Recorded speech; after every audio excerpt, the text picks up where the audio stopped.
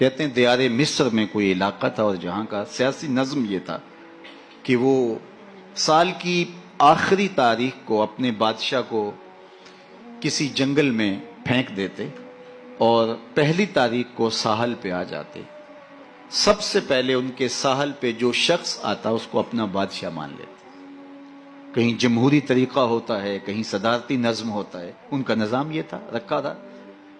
اور جو بھی تخت نشین ہوتا وہ بھول جاتا کہ میرے ساتھ کیا ہونے والا ہے. اس کو پہلے دن بتا دیتے کہ 1 سال کے لیے تو تخت نشین رہے گا اور اس کے بعد تجھے اس جنگل میں پھینک آئیں گے جو جزیرے کے دوسری سمت ہے, اور اس میں موذی جانوروں کا رین بسیرا ہے اور تھوہر اور کانٹے دار درخت ہیں. لیکن وہ بھول جاتا وہ تخت کی لذتیں اور اس کا سرور اور اس کا نشہ ہی ایسا ہوتا, اسے یاد ہی نہ رہتا کہ سال کے بعد میرے ساتھ کیا ہونے والا ہے. اور جو ہی سال کی آخری تاریخ ہوتی زنجیروں میں جکڑ کے ادھر پھینکتے پھر روتا ہے مجھے تم کہاں لے جا رہے ہو. ایک مرتبہ وہ اپنا پرانا بادشاہ پھینک کر کے نیا بادشاہ لینے ساحل پہ آئے تو جو شخص سب سے پہلے ساحل پہ اترا وہ تاجر شخص تھا. اس کے گلے میں پھولوں کے ہار ڈالے, گارڈ آف آنر پیش کیا. اس نے کہا یہ کیا ہے میرے لیے؟ کہا کہ یہ ہمارا دستور ہے, ہم سال کی پہلی تاریخ کو یہاں سے حکمران لیتے ہیں اور آخری تاریخ کو دوسری جانب پھینک آتے. اس نے کہا اتنا بھیانک انجام ہے تو میں تمہارا بادشاہ بننے کے لیے تیار نہیں. اس نے کہا تو چاہے نہ چاہے باندھ کے بھی تخت پہ بٹھانا پڑا, یہ ہمارا ضابطہ ہے. عجیب کہانی. اس نے کہا میں تو تاجرانہ غرض سے آیا ہوں, میں تو کوئی امور سلطنت اور سیاست سے آگاہ ہی نہیں ہوں. اس نے کہا ہمارے بندے لگے قوانین ہیں, اس کے ساتھ آپ نے کام کرنا ہوگا, اور اس نے کہا ہر صورت میں جو ہے وہ تجھے یہ کرنا پڑے گا. پھنس گیا. اس نے کہا اچھا مجھے یہ بتاؤ کہ سال بھر میری بات تو مانو گے؟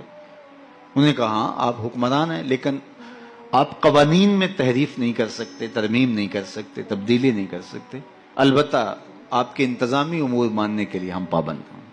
اس نے کہا ٹھیک ہے کوئی بات نہیں. تخت پہ بیٹھ گیا. رومی لکھتے ہیں کہ جو بھی تخت پہ بیٹھتا اور بغیر کسی محنت کے, بغیر کمپین چلائے, بغیر الیکشن لڑے تو وہ تو پھر پھول جاتا خوشی سے اور عیش و عشرت کرتا. لیکن یہ پہلا شخص تھا جب تخت نشین ہوا تو اس نے کہا بلدیہ کے ملازمین بلائے جائیں. بلائے گئے. کہا جاؤ اس جنگل میں جہاں بادشاہوں کو پھینک کے آتے ہو وہاں کے کانٹے اور جھاڑیاں کاٹو. اور پولیس کے کمانڈوز بلائے. کہا جاؤ وہاں جا کے جو موذی جانور ہیں ان کو قتل کر دو. معمار بلائے. کہا جا کے وہاں خوبصورت محل بناؤ. مالی بلائے. وہاں جا کے باغ لگاؤ, پھل لگاؤ, پھولدار, سایہ دار, ثمردار درخت لگاؤ.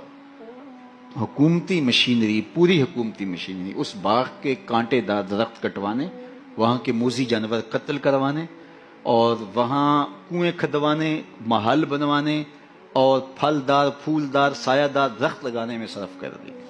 جب سال کی آخری تاریخ ہوئی تو وہ جنگل جہاں بادشاہوں کو پھینکا کرتے تھے وہ جنگل نہیں رہا تھا, وہ ایک باغ بن چکا تھا.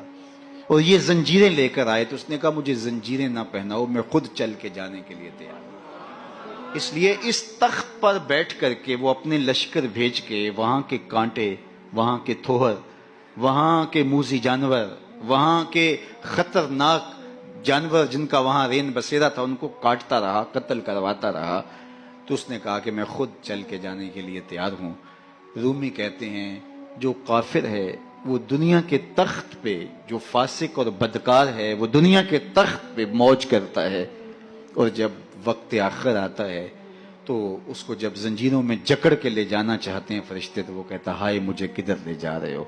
اور بندہ مومن, بندہ صالح اس دنیا کے تخت پہ آرام سے نہیں بیٹھتا, یہاں بیٹھ کے اپنے اعمال کے لشکر بھیج بھیج کے قبر کے کیڑے مکوڑے ختم کرواتا رہتا ہے, وہاں باغ لگواتا رہتا ہے.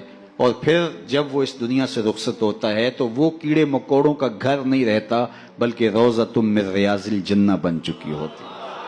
اور وہ کہتا ہے دیر نہ کرو مجھے جلدی لے جاؤ, میں خود چل کے جانے کے لیے تیار ہوں. ربعی بن حراش ساری زندگی ہنسے نہیں, فرماتے تھے کیا خبر میرا انجام کیا ہوگا. جب تک یہ یقین نہ ہو کہ میرا انجام کیا اتنی دیر تک دھڑکا لگا رہے, ڈر لگا رہے. یہ مسلمان کی زندگی ہے, مومن کی زندگی ہے.